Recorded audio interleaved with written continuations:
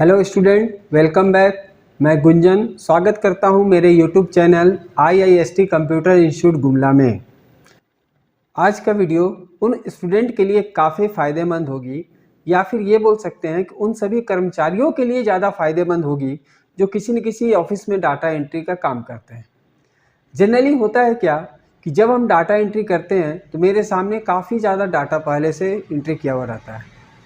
यानी कि आपके पास अगर 2-4 डाटा है तब तो आप उसको आसानी से देख सकते हैं, लेकिन जब 2-4 हज़ार या उससे कहीं ज़्यादा डाटा हुई तो एक प्रॉब्लम आपको आती है, वो मैं आपको बताने वाला हूँ। जैसे देखिए, यहाँ पर आपका स्क्रीन पर कुछ डिटेल डाला हुआ है, जहाँ पे लिखा हुआ है सीरियल नंबर, इसके बाद लिखा हुआ है नेम, इसके बाद लिखा हुआ है फादर्स नेम, उसके बाद लिखा हुआ है लोकेशन। अब आपको बोला जाए कि किसी पार्टिकुलर लोकेशन का जो भी स्टूडेंट है उसका डाटा को अलग करके उसका प्रिंट निकाला जाए, तो आप यहाँ पर देख सकते हैं कि कोई भी डाटा आपका सीक्वेंस में डाला हुआ नहीं है। यहाँ पर 3 स्थिति हो सकती है।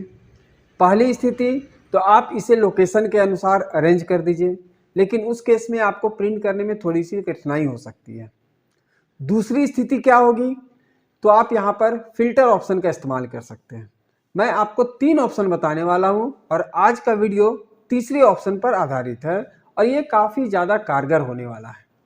तो मैं पहले आपको सेकंड ऑप्शन बताता हूँ, फिर मैं थर्ड ऑप्शन बताऊँगा। सेकंड ऑप्शन में आप फिल्टर का इस्तेमाल कर सकते हैं। फिल्टर कैसे यूज करेंगे, तो उसके लिए आप यहाँ पे देखिए सॉर्ट एंड फिल्टर दिया हुआ है, इसमें आप क्लिक कीजिए। इसके बाद यहाँ पे आइए तो देखिए यहाँ पे फिल्टर दिया हुआ है, फिल्टर में क्लिक कीजिए तो देखिएगा यहाँ पे अलग से एक बटन टाइप का बन जाएगा जिसको कि पुल डाउन बटन बोल सकते हैं हम लोग। यहाँ पर जब आप क्लिक करेंगे तो इस जगह आप देखिएगा जितना भी आपका लोकेशन है वो सीक्वेंस में आ चुका है। यदि आपको झारखंड का जितना भी बच्चा देखना है तो आप यहाँ पे क्लिक कीजिए और झारखंड को ऑन कर लीजिए। इसके बाद आप ओके कर दीजिए तो आप देखिए केवल झारखंड का बच्चा यहाँ पे आ जाएगा। लेकिन आज जो मैं आपको बताने वाला हूँ वो ये है कि यदि आप चाहते हैं कि केवल वो हाईलाइट हो, फिल्टर ना हो, ठीक है ना। पहले तो मैं इस फिल्टर को ऑफ कर लेता हूँ। उसके लिए मैं सॉर्ट एंड फिल्टर में गया और यहाँ पे फिल्टर में क्लिक कर लिया। तो मैं आपको क्या बताने वाला हूँ कि जैसे ही आप किसी को सर्च करेंगे, यानी किसी ऑप्शन को या फिर किसी लोकेशन को सर्च करेंगे, तो वो उससे रिलेटेड जो डाटा है वो आपका हाईलाइट हो जाए। तो वो कैसे होने वाला है, वो मैजिक आज मैं आपको बताने वाला हूँ। तो ध्यानपूर्वक देखिए आपको, और अगर नहीं समझ में आए तो आप फिर से उसको बैक करके उस वीडियो को आप देख सकते हैं। कैसे करना है वो देखिए। तो सबसे पहले मैं यहाँ पर एक मार्क पॉइंट बनाना चाहता हूँ, ठीक है। तो यहाँ पे मैं लिख दिया हूँ, कुछ भी एक टाइटल दे दीजिए आप अपने अनुसार। लोकेशन मान लिया जाए, मैं लोकेशन है तो लोकेशन ही दे देता हूँ, ठीक है ना। अब यहाँ पर मेरे को एक लिस्ट बॉक्स चाहिए होगा, तो लिस्ट बॉक्स बनाने के लिए आपको क्या करना है, डाटा में जाना है और यहाँ पे आपको डाटा वैलिडेशन में क्लिक कर देना है। तो जब आप डाटा वैलिडेशन में क्लिक करेंगे तो ये देखिए आपका डाटा वैलिडेशन का डायलॉग बॉक्स खुलेगा। यहाँ पर अलाउ वाले सेक्शन में आपको जाना है और इस जगह आपको नीचे में जो दिया हुआ है लिस्ट, ठीक है। लिस्ट के द्वारा अब आप अपना एक लिस्ट तैयार कर सकते हैं। इस जगह आपको क्या क्या लिस्ट में कंटेंट चाहिए वो यहाँ पे टाइप कर लीजिए। तो मेरे को चाहिए झारखंड, तो ये मैं यहाँ पे झारखंड लिख दूंगा। कॉमा दे करके अगला लिस्ट दे दीजिए आसाम, कॉमा दे करके अगला लिस्ट दे दीजिए बिहार, और कॉमा दे करके जो लास्ट है वो भी दे दीजिए उत्तर प्रदेश। इसके बाद आप ओके कर लीजिए।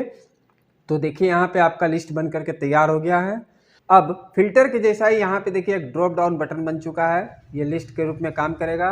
आप यहाँ पर क्लिक कीजिए और ये देखिए आपने जो जो वहाँ पे टाइप किया था वो यहाँ पे नज़र आ रहा है।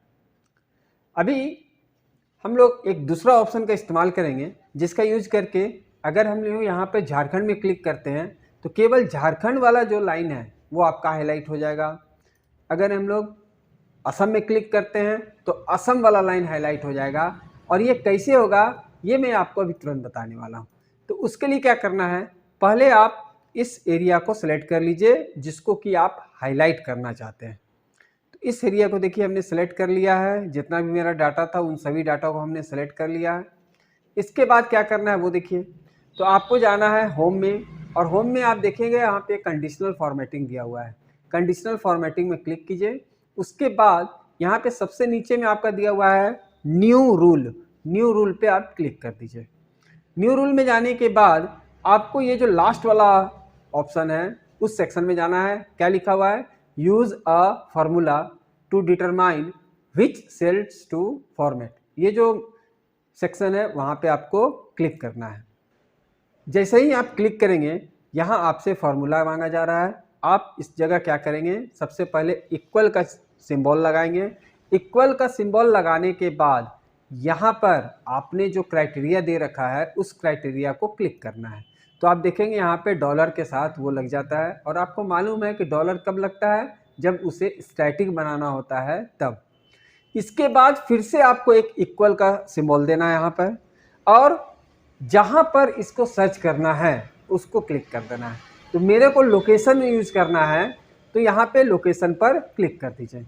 तो देखिए F4 जो है वो मेरा F4 ये वाला आ गया है, और इसके बाद यहाँ पे D1 है वो ये वाला आ गया है। परंतु यहाँ पर आपको एक काम करना है। क्या काम करना है? तो यहाँ पे आप देख रहे हैं F4 दिया हुआ है जो कि डॉलर में है, स्टैटिक है। उसी तरह से यहाँ पे D1 जो आया है वो भी स्टैटिक में आया है, क्योंकि आपका दोनों तरफ डॉलर लगा हुआ है। तो आपको ये जो बीच वाला डॉलर है, यानी कि जो 1 के बगल वाला जो डॉलर है, केवल उसको हटा देना है। इस बात को ध्यान रखना है, केवल डॉलर लगेगा D के बगल में, 1 के बगल में आपका डॉलर नहीं रहेगा। अगर 1 के बगल में आप डॉलर लगा देते हैं तो फिर वो काम नहीं करेगा। ये चीज़ को आपको ध्यान रखना है।